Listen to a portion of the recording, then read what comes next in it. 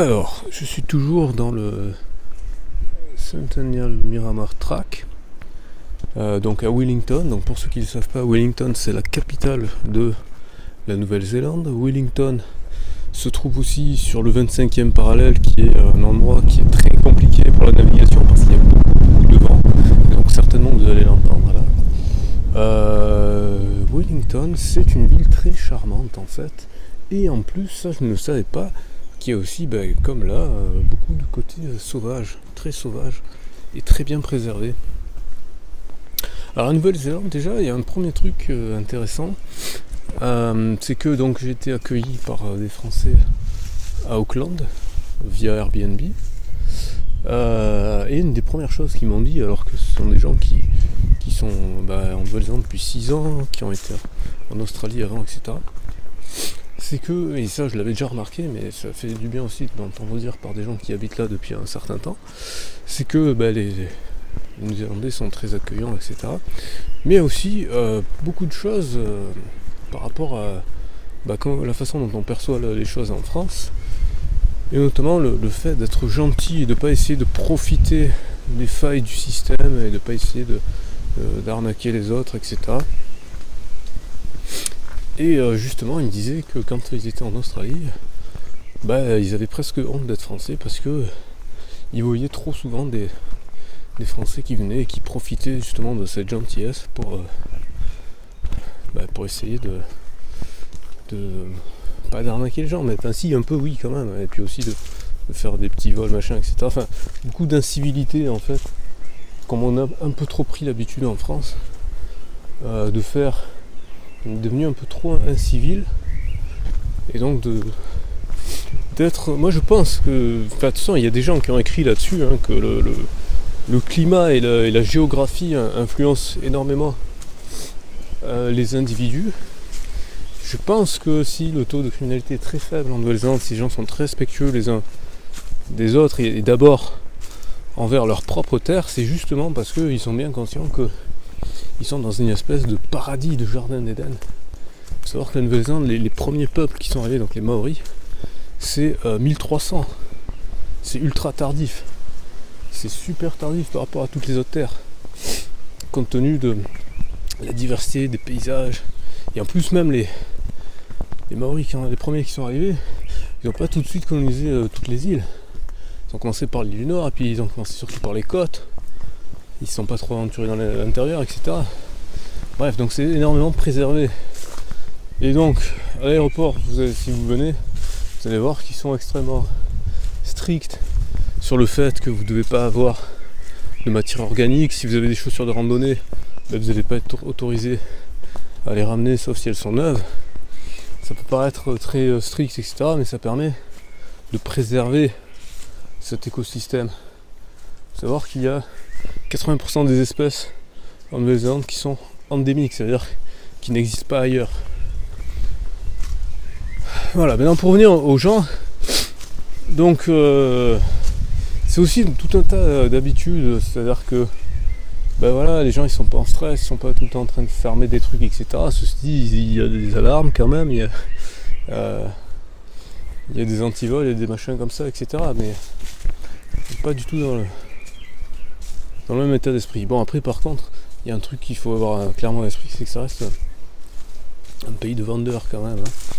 Partout où vous allez, tout est bon pour faire des affaires, quoi. Mais j'ai envie de dire, en France ça devient aussi un peu comme ça, donc c'est pas. Mais bon, quand même, ouais.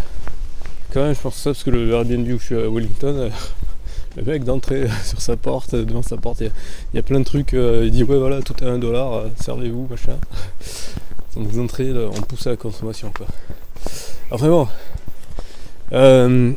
Voilà, donc hop là on commence à avoir un petit peu une vue de Wellington. Alors moi la Nouvelle-Zélande ça me fait penser un peu à la Martinique, où j'ai eu l'occasion d'aller quand j'étais plus jeune.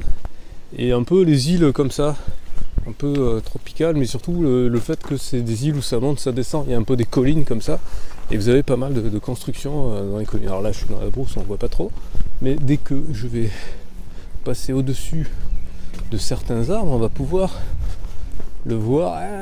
Je sais pas si vous voyez, bon je vais attendre un petit peu après. Et c'est assez rigolo.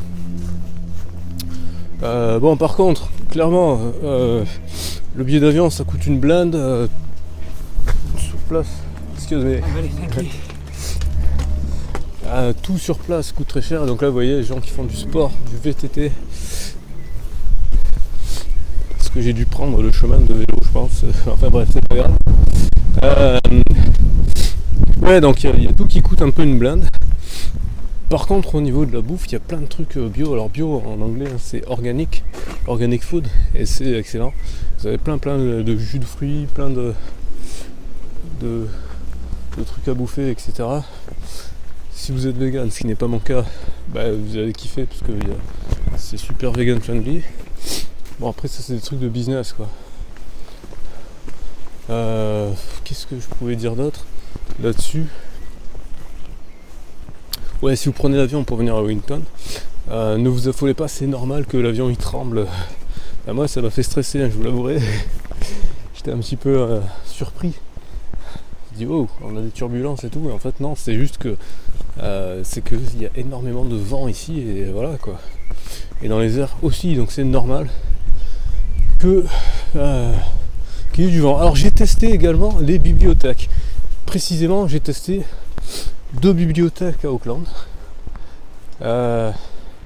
qui étaient très sympathiques, dont une qui c'était marrant parce qu'elle était à la sortie du centre commercial. Donc c'est assez marrant et très sympathique, les gens et des livres très intéressants dont j'ai pris quelques références dont je ferai des vidéos ultérieurement, mais pas sur cette chaîne.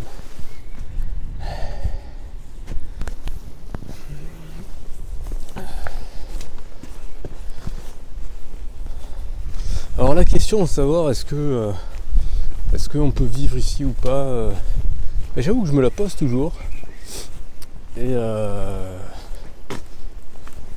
c'est difficile à dire parce qu'effectivement il y a plein d'avantages, etc. Mais quand on est un digital nomade, un vrai, par définition on n'a pas spécialement d'attache.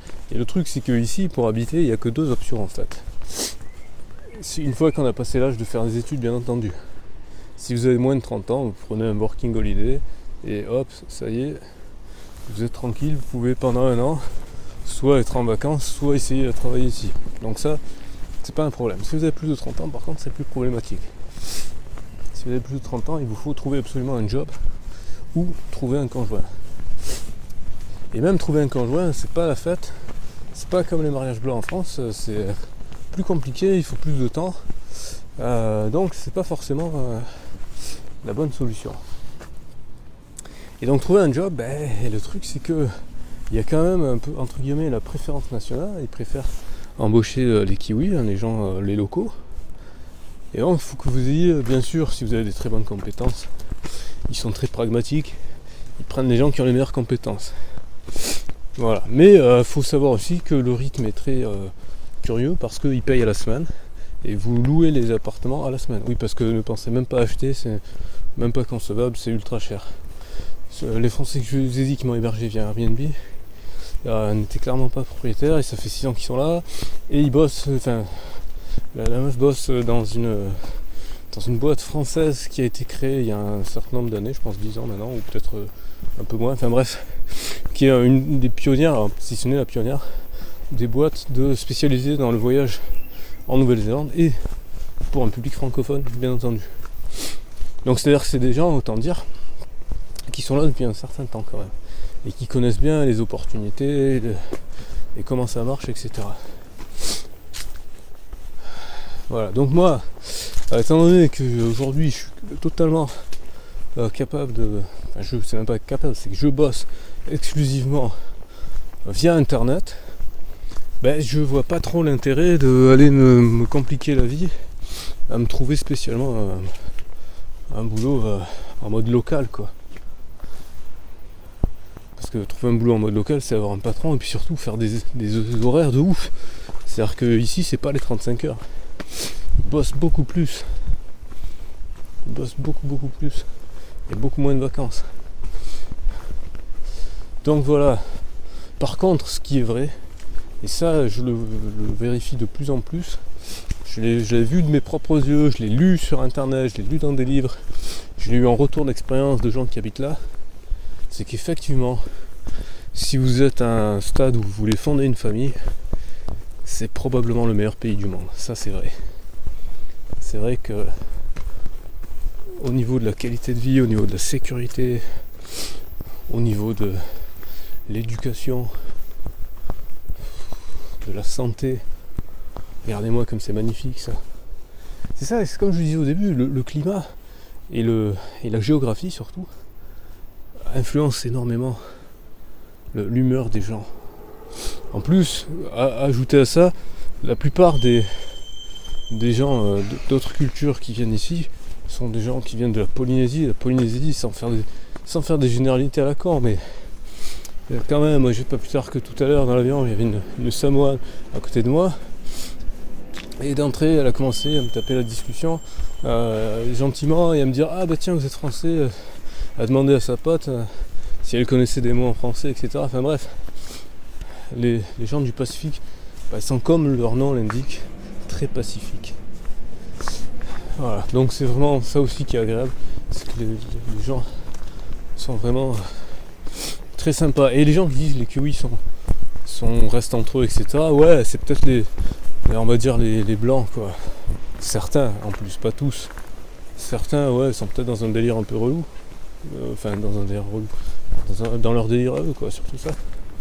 Mais comme c'est une société très très très multiculturelle et qu'on peut pas dire que c'est extrêmement récent quoi.